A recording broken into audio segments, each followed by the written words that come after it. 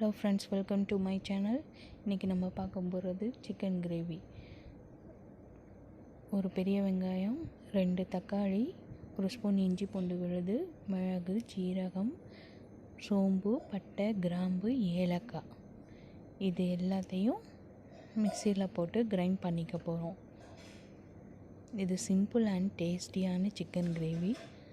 ஒரு 1/4 கிலோ சிக்கனில் மிளகாத்தூள், மல்லித்தூள், மஞ்சத்தூள், உப்பு, தயிர் எல்லாத்தையும் சேர்த்து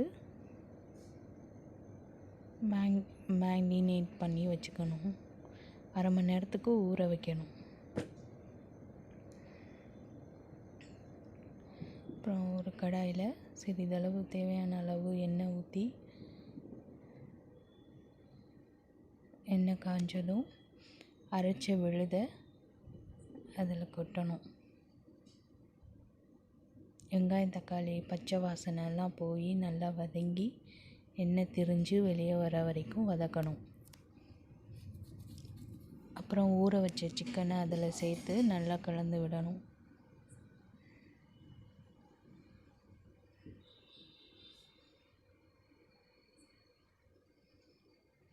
தேவைக்கேற்ப உப்பு சேர்த்துக்கணும். உப்பு சேர்த்து சிறிதளவு தண்ணி சேர்த்து நல்லா வேக விடணும். சிக்கன் வெந்ததும் 1 ஸ்பூன் மிளகுத்தூள், 1/4 ஸ்பூன்